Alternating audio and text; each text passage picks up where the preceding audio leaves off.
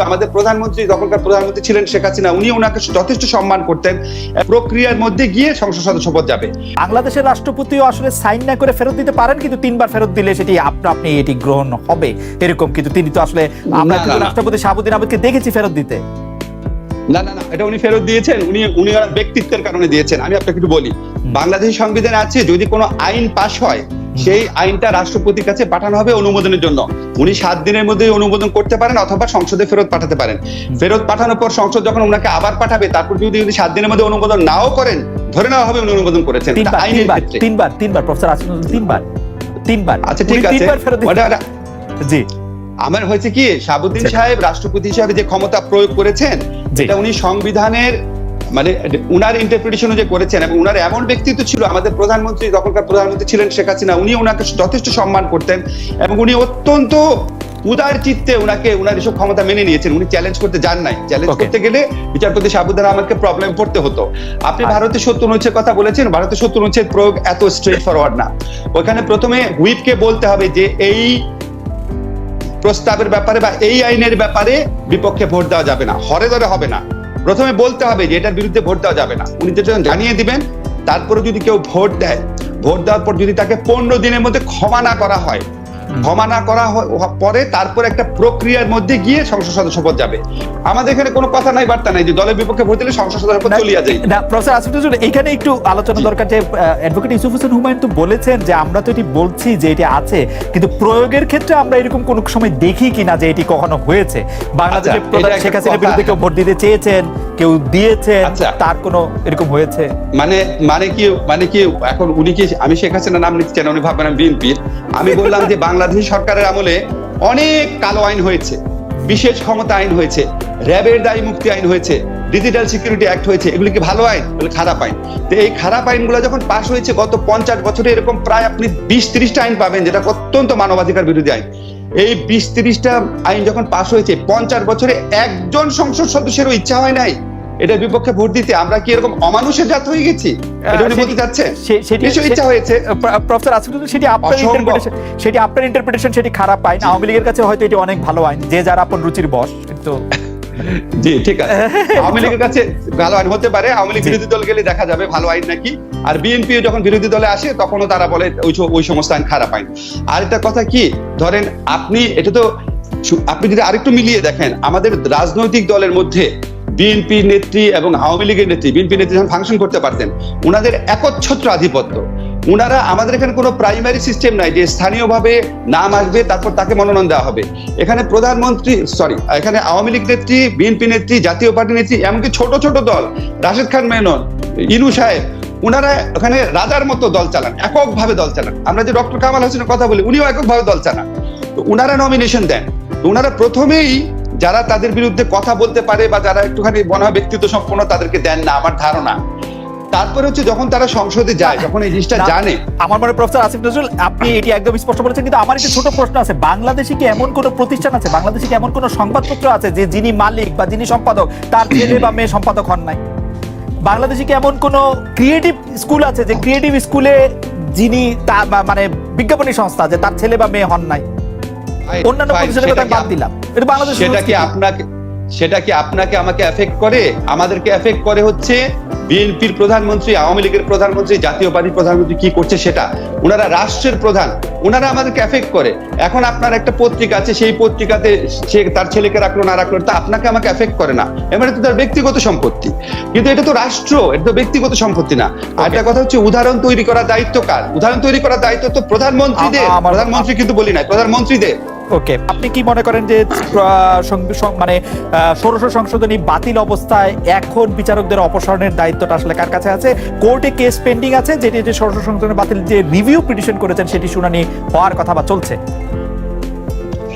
দেখেন, সবচেয়ে বড় কথা হচ্ছে আমাদের প্রশ্ন তুলতে হবে রিভিউটা এতদিন যাবত পেন্ডিং আছে কেন? হ্যাঁ, এখন এটা এত কেন পেন্ডিং আছে? এত খুব স্বাভাবিক ব্যাপার না, এত গুরুত্বপূর্ণ একটা জিনিস। যে জন্য আপনার মনে আছে কিনা জানি না যে আমাদের আগের যে প্রধান বিচারপতি ছিলেন, বিচারপতি মাহমুদ হোসেন সাহেব, উনি কিন্তু 3 জন হাইকোর্টের জাজের বিরুদ্ধে ব্যবস্থা নিয়েছেন। ওনারা এখন বিচারের কাজ থেকে মানে বিরত থাকতে বলা হয়েছে, ওনাদেরকে বিচার করতে দেওয়া হচ্ছে না। তার মানে সিরিয়াস অভিযোগ আছে ওনাদের বিরুদ্ধে। এই 3 জনের বিরুদ্ধে কিন্তু আর কোনো ব্যবস্থা নেওয়া যাচ্ছে না। এটা সুপ্রিম জুডিশিয়াল কাউন্সিল আছে নাকি নাই এই ঘোলাটে পরিস্থিতির কারণে। তো এইরকম একটা জনগুরুত্ব সম্পন্ন বিষয় রিভিউটা এতদিন পেন্ডিং রাখা হয়েছে কেন? তো এটা নিয়ে তো অনেকে অনেক কথা বলে যে আপনারা রিভিউ আসলে এতদিন পেন্ডিং রাখছেন কেন? যে যারা রায় দিয়েছিল ষোড়শ সংশোধনী বাতিল করে তারা সবাই রিটায়ার করার পরে তারপর আপনারা প্রসিড করবেন, নাহলে কেন রেখেছেন? তো এই জিনিসগুলো তো গভীর সন্দেহের সৃষ্টি করে এবং বিচার বিভাগের উপর সরকার কতভাবে নিয়ন্ত্রণ প্রতিষ্ঠা করতে চায় সেটাকে আরো ভালো করে ফুটিয়ে তোলে। তো আমি একটা কথা আপনাকে বলি যে যখন আমাদের কিন্তু 72 সনের সংবিধানে ছিল যে সংসদের মাধ্যমে বিচারকদের চাকরির ব্যাপারে সিদ্ধান্ত নেওয়া হবে, যেটা শেখ হাসিনা গভর্নমেন্ট 1500 সংশোধনীর মাধ্যমে ফিরিয়ে এনেছেন। আর আমাদের যে এই সুপ্রিম জুডিশিয়াল কাউন্সিল, এটা জিয়াউর রহমান সাহেবের আমলে করা হয়। তো এই আলোচনার একটা ইন্টারেস্টিং পয়েন্ট হচ্ছে কি, দেখবেন আমাদের জাজরা আছে না, ওনারা যখন সুযোগ পান আর কি, এই যারা 5ম সংশোধনী বাতিল করেছেন, 7th অ্যামেন্ডমেন্ট বাতিল করেছেন, ওনারা প্রচন্ড ভাবে সামরিক শাসন, সামরিক বিধি এগুলোর বিরুদ্ধে বলেন, অত্যন্ত জাস্টিফাইবলি বলেন। কিন্তু যেটা আবার ওনাদের পক্ষে গেছে সেগুলি কিন্তু আবার ওনারা রেখে দিয়েছেন। সুপ্রিম জুডিশিয়াল কাউন্সিল আপনারা রেখে দিলেন কেন? খায়রুল হক সাহেব যখন রায় দিয়েছিলেন তখন উনি সুপ্রিম জুডিশিয়াল কাউন্সিলটা রেখে দিলেন কেন? উনি বঙ্গবন্ধুর 72 সনের সংবিধানের বিধানটা আনলেন না কেন?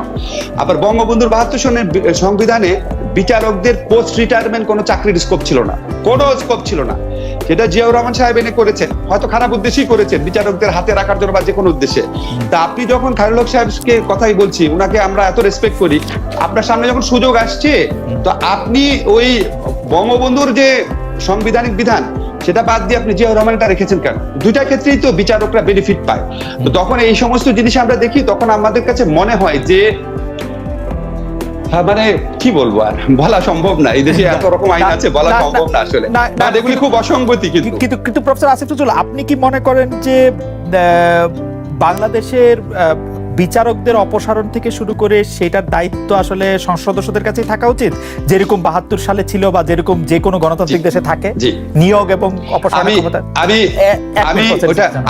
আমি ওটা মনে করব যদি আমি শিওর হই বাংলাদেশে সুষ্ঠু এবং অবাধ নির্বাচনের স্কোপ রয়েছে, সংসদে যারা নির্বাচিত হয়েছেন তারা প্রকৃত জনপ্রতিনিধি এবং এখানে 70-র অবাধ প্রয়োগ নাই।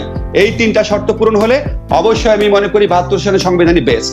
এখন এখানে আপনি 70 অনুচ্ছেদ রাখবেন, তারপরে হচ্ছে নির্বাচন প্রক্রিয়া থাকবে প্রশ্নবিদ্ধ, তাহলে তো শুধু প্রধানমন্ত্রী চাইলে, যে কোনো প্রধানমন্ত্রী, বিএনপির প্রধানমন্ত্রী চাইলেও, যে কোনো প্রধানমন্ত্রী চাইলে যে কোনো বিচারপতি চাকরি খেয়ে ফেলতে পারবে যদি 72 সংবিধান আমরা ফিরে যাই এই ত্রুটিগুলা থেকে গেলে। প্রফেসর আসিফ নজরুল, আপনাকে ধন্যবাদ। আমাদের শেষ প্রশ্ন অ্যাডভোকেট ইউসুফ হোসেন হুমায়ুন, যেটি আজকে আসলে আমরা দর্শকদের কাছে জানতে চাইছিলাম, সংবিধান পরিবর্তনের প্রয়োজন মনে করেন কিনা নিরপেক্ষ নির্বাচনের জন্য? নিরপেক্ষ নির্বাচনের জন্য এটি যে একটি বড় বাধা, যে কোনো ক্ষমতাসীন দলে থাকলে যে একটি ভালো নির্বাচন করা যায় না, সেটি আমাদের বেশ কয়েকবার এই অভিজ্ঞতা আমাদের হয়েছে। আপনি কি মনে করেন কিনা যে বাংলাদেশের রিপ্রেজেন্টেটিভ গভর্নমেন্ট সংবিধানের প্রেমিসের মধ্যে থেকেও যে সিদ্ধান্ত বা যে আলোচনা আগে হয়েছিল যে কোনো একজনকে ঠিক করে তাকে নির্বাচিত করে নিয়ে আসা এবং সেইভাবে নির্বাচন করা, সেটি দরকার, নাকি সংবিধানের পরিবর্তন দরকার, নাকি কোনো কিছুই দরকার নাই? আমি আপনাকে দুইটা উদাহরণ বলি। বিএনপি আমলে মাগুরা যে উপনির্বাচন ছিল, একটা উপনির্বাচনে জঘন্য রকম কারচুপি হয়েছিল।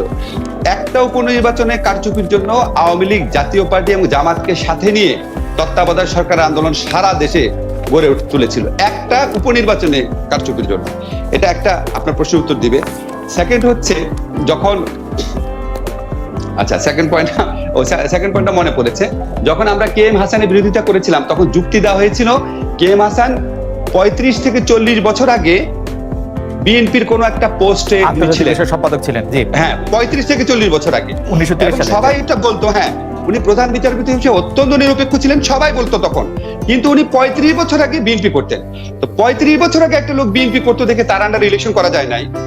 আর প্রধানমন্ত্রী উনার জন্মে, উনার রাজনৈতিক বোধ উন্মেষের পর থেকে উনি আওয়ামী লীগ করছেন, উনি আওয়ামী লীগের মানে দণ্ডমুণ্ডের কর্তা, উনার আন্ডার ইলেকশন করা যাবে? আপনি ওখান থেকে উত্তর খুঁজে নেন। তো আমার একটা কথা কি, দেখেন, সৎ নিয়ত থাকতে হবে, সৎ নিয়ত থাকলে পথ বের হয়, পথ কখনো আটকে থাকে না। ওই সৎ নিয়তটা সবাইকে দেখাতে হবে। যদি আপনি সত্যি মনে করেন আপনার দল সবচেয়ে বেশি জনপ্রিয়, আপনি খেলা হবেতে জিততে পারবেন, খেলা হবে লড়াইটা ব্যালট বাক্সে করেন, মানে যারা ইনকামবেন্ট থাকে তারা নিশ্চিত রূপে হেরে যাবে এইটা জেনে আসলে ওই নির্বাচনে অংশ নিতে হয়, কারণ সেই তত্ত্বাবধায়ক সরকার এসে খুবই এগেইনস্টে কাজ করে। এইটার ক্ষেত্রে এইটার কি রেমেডি আসলে? আপনার কথাটা আংশিক সত্যি। এখন আমি বললাম, খালি ধরেন আপনি তত্ত্বাবধায়ক সরকার প্রধান হলেন, এখন আপনি কি গত 13 বছরের অন্যায়গুলা বেশি দেখবেন নাকি তার 18 বছর আগে? এর আগে যে বিএনপি অন্যায় করেছে ওটা বিচার তো আওয়ামী লীগ 13 বছর যাবত করছেই, 13 বছর যাবত বিচার করছেই, হাজার হাজার মামলা, লক্ষ লক্ষ আসামি। তা আপনি কি ওইটা গিয়ে আবার করবেন নাকি এই সরকারের আমলে দেখবেন? এটা স্বাভাবিক ব্যাপার। আর আপনার কথাটা স্বাভাবিক যে অবশ্যই আওয়ামী লীগের বা ক্ষমতাসীন যে কোনো দলের আশঙ্কা থাকতে পারে, কিন্তু এটা তো এই সমস্ত এলাকার নির্বাচনের ট্রেন্ড। ইনকামবেন্টরা জিততে পারে না, কারণ দেশের মধ্যে অনেক বঞ্চনা, ক্ষোভ, অনেক শোষণ থাকে। আর পরপর 2-3বার ইনকামবেন্ট থাকলে তো জেতা অসম্ভব ব্যাপার। আমার কাছে যেটা মনে হয় কি, এটা আমাদের একটা সিস্টেম ক্রিয়েট করতে হবে যে বাংলাদেশে আওয়ামী লীগ বিএনপি যত খারাপ অবস্থা হোক 30% ভোট পাবে।